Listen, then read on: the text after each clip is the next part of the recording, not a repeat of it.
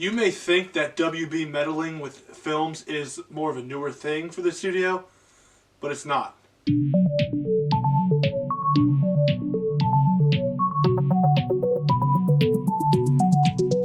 What's going on, my DC fans, and welcome back to episode 2 of Finish the Snyderverse. Today's episode is going to talk about how WB has been meddling with films for years, and it continues to be its own worst enemy. It's kind of funny because it seems like WB has a thing with messing with their own Superman films.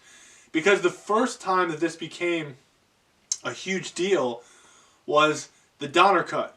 I don't know if any of you guys are familiar with that. Richard Donner did the first Superman movie, and when he was doing Superman 2, he got let go of the project and they brought someone else in to finish his work.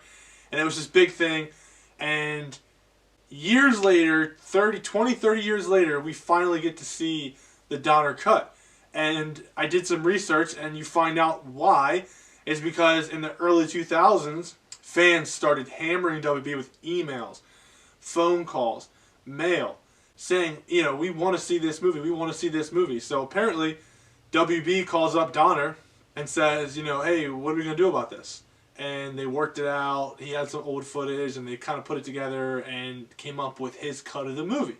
So yes, the first time that it happened was with Superman 2, the Richard Donner cut. Okay? So then what happens? When is the next one that really sticks out in our minds?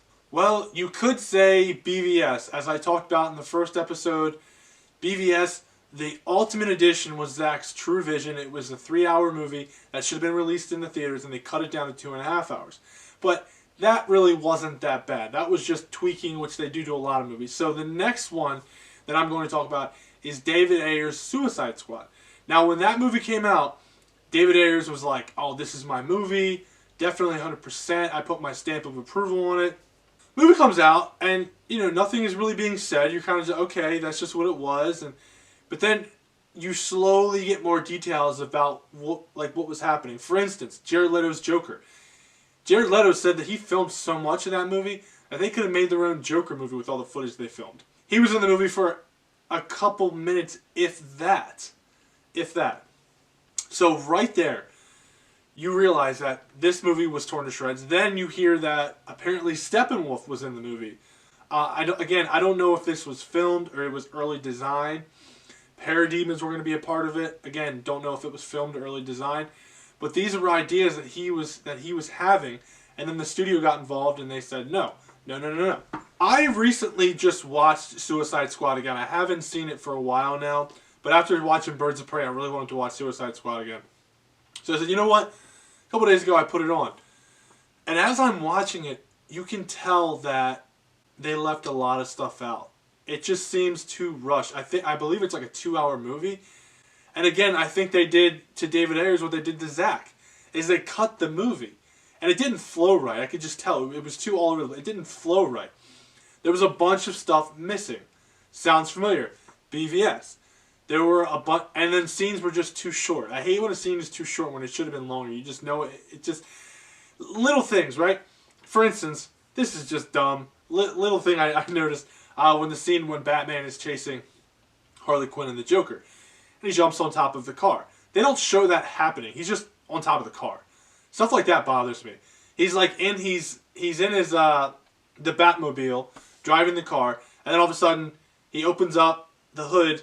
Or he opens up the top of the car, and then he's on top of their car. It was like, boom, boom, I don't know, I didn't like it. But little things like that. A couple extra seconds, it can really add to a scene, and you can tell that the movie was butchered. Little side note about Suicide Squad, by the way. Holy shit, Will Smith played a really great Deadshot. I forgot how good he was. I knew that was one of the positive takeaways from the movie. But man, Will Smith killed that role. He was funny. I love the way that he played it. It was so well done. And it would be awesome to get more of that Deadshot. Obviously, we're not going to get that in the second Suicide Squad.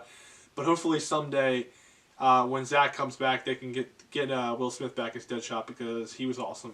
And I love that. But what's the last movie that WB interfered with that is blowing up the internet? Oh, you guessed it. The Snyder Cut. That's why we were all here.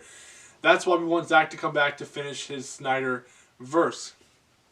Okay, it goes without saying what happened to the Snyder Cut. That was the biggest butcher job I have literally ever seen, and most people have ever seen in a movie. That wasn't even his movie, which is crazy. I'm goddamn crazy. Literally, Joss Whedon, and you can blame whoever you want, Joss Whedon, WB, Toby, whatever.